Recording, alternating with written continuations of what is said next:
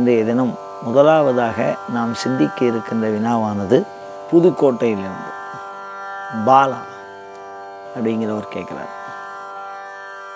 நம்ம கோயிலுக்குள்ளே போனோன்னா சுவாமி, சிவன் கோயிலில் போய் போகிறதா வச்சுக்குவோம். அப்படி போனால் நடுப்பில் இருக்கக்கூடிய ஒரு சிவன், அவர்கிட்ட மாத்திரம் மிகுதியாக ஒரே அன்பு செலுத்தலாமா?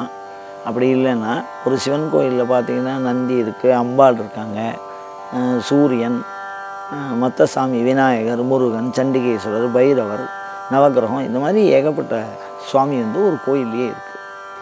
இதில் ஒரே சாமிக்கிட்ட மிகுந்த அன்பு செலுத்துறதா, இல்லை எல்லா சாமிக்கும் ஒத்த அன்பை செலுத்தி வழிபாடு செய்வதா? இதில் என்ன வித்தியாசம், எப்படி வழிபாடு செய்யணும் அப்படின்னு கேட்குறாரு.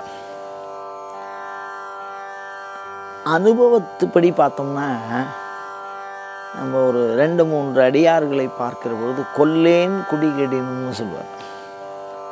எனக்கு நான் கும்பிட்டு அதனால் என்ன கெடுதல் வந்தாலும் சிவனை தவிர வேறு யாரையும் நான் கும்பிட மாட்டேன் அப்படி. கொல்லேன் மனத்தில் நின் அன்பர் கூட்டம் அல்லாது, கொல்லேன் மனத்தில் நின் கோலம் அல்லாது அப்படின்னு அபிராமி பட்டர் சொல்லுவார். என் மனசுக்குள்ளே நான் தியானம்னு ஒன்று பண்ணினேன்னா, வழிபாடுன்னு ஒன்று பண்ணினேன்னா, அது கண்டிப்பாக அபிராமியை தவிர வேறு எந்த ஒன்றினாலும் அப்படின்னு சொல்கிறார். அப்படி பார்க்கிற போது ஒரு தெய்வத்தை நாம் வழிபாடு செய்ய வேண்டும் அப்படின்னு சொன்னால் அது போகத்தை தரும்னு சொல்கிறது சாஸ்திரங்கள். போகம்னா என்ன அப்படின்னா, ஒரு மனிதன் பிறந்தது முதல் கைலாச பதவி அடைவது வரை வாழற பொழுது அனுபவிக்கக்கூடிய எல்லாம் போகம். வாழும்போது இந்த உடம்போடு அனுபவிக்கிறதுக்கு பேர் போகம். இந்த போக பிராப்தி மனுஷாளுக்கு வேணும் அப்படின்னு சொன்னால் ஒரு தெய்வ வழிபாடு தான் மிகச்சிறந்ததாக சொல்லப்பட்டிருக்கிறது. சாஸ்திரங்கள் அதை பரிந்துரை பண்ணுறது. ஒரே தெய்வம், ஏன்னா நம்மளுடைய கவனம் மாறிகிட்டே இருக்கும், செதறாமல் இருக்கிறது. இப்போ அபிராமியை கும்பிட்றோம் அப்படின்னா அபிராமியவே கும்பிட்றது, பாக்கி எந்த சாமியும் கும்பிட்றதில்லை. அந்த அபிராமியே நினச்சி எல்லா இடத்துலையும் எங்கே போனாலும் அபிராமி ஞாபகம் வரும். நீங்கள் சுவாமி சன்னதியில் போனாலும் அபிராமி ஞாபகம் தான், அம்பாள் சன்னதியில் வந்தாலும் அபிராமி ஞாபகம் தான், விநாயகர் சன்னதியில் போனாலும் அபிராமி ஞாபகம் தான், முருகன் சன்னதியில் போனாலும் அபிராமி ஞாபகம் தான். அது வருமா அப்படின்னு கேட்டால், இப்போ நம்ம அபிராமியை கும்பிடுறோம் அப்படின்னா விநாயகர்னு அபிராமியினுடைய பையன், சிவன் சன்னதி போனால் அபிராமியோட ஆத்துக்கார், நந்தி சன்னதிக்கு போனால் அபிராமியினுடைய வாகனம் அப்படின்னு அபிராமியோடு தொடர்பு பட்டு கொண்டே இருப்பது. அப்படி ஒரே தெய்வத்தை வழிபாடு செய்வது என்பது வாழ்வியல் நலன் அனைத்தையும் நமக்கு பெற்றுத்தரும். அது மிகுந்த அன்பு. எங்கே பார்த்தாலும் அவளே தான். பார்க்கும் திசை தோறும் பனிச்சிறை வண்டு ஆர்க்கும் புதுமலர் ஐந்தும், மிக அழகாக சொல்கிறார். பார்க்குற இடமெல்லாம் அபிராமி தான் தெரிகிறாளாம், அபிராமி பட்டது. அப்படி ஒன்றிலேயே இறைவனை காண்டவர். அபிராமியை தவிர வேறு எந்த பொருளும் தெரியல. இது சரி. இப்போ எல்லா தெய்வத்தையும் கும்பிடுறது எப்படி? ஆனால் அதுக்கும் ஒரே வழி சொல்கிறார்.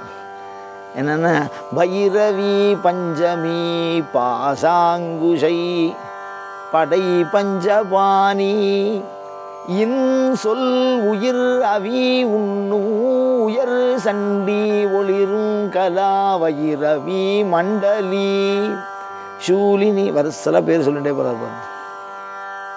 இவை ஒரே அம்பாள் தான், வெவ்வேறு விதமான வடிவம். அந்த மாதிரி ஒரு கோயிலில் இருக்கக்கூடிய எல்லா சாமி பேர்லையும் நம்ம அன்பு செலுத்துகிறோம் அப்படின்னு சொன்னால் அது மோட்சத்தை தரும். எல்லா பொருளையும் அம்பாளை பார்த்தா, இல்லை எல்லா பொருளையும் நம்ம சாமி இருக்குன்னு அந்தந்த வடிவத்தை அப்படியே பார்த்துட்டே இருந்தால் அது எதை தரும் அப்படின்னா மோட்சத்தை தரும். துறவியர்கள் எல்லா தெய்வத்து உள்ளேயும் வணங்குவார்கள். இல்லறத்தோர்கள் எல்லாவற்றிலும் ஒன்றை காணுகிறவர்கள் துறவியர்கள், ஒன்றிலே எல்லாவற்றையும் காண்பவர்கள் இல்லறத்தார்கள். அதான் சிறப்பு. இப்போ அவளுக்கு பிரயோஜனத்துவம் என்னங்கிறத பொறுத்து நாம் வழிபாடு பண்ணிக்கணும். ஒன்றுக்குள்ளே எல்லாத்தையும் பார்க்கறது அப்படின்னாலும் சரி, எல்லாத்துக்குள்ளேயும் ஒரே பொருளை பார்க்கறது அப்படிங்கிறதும் சரி, இது ரெண்டுத்தையும் சேர்த்து நாம் உபாசனை பண்ணால் ஞானம் வரும். அப்போ மோட்சம் அடையணும்னா எல்லா சாமியும் கும்பிடணும். போகத்தை பிராப்தியாக இருக்கணும்னா ஒரே சாமியை கும்பிடணும்.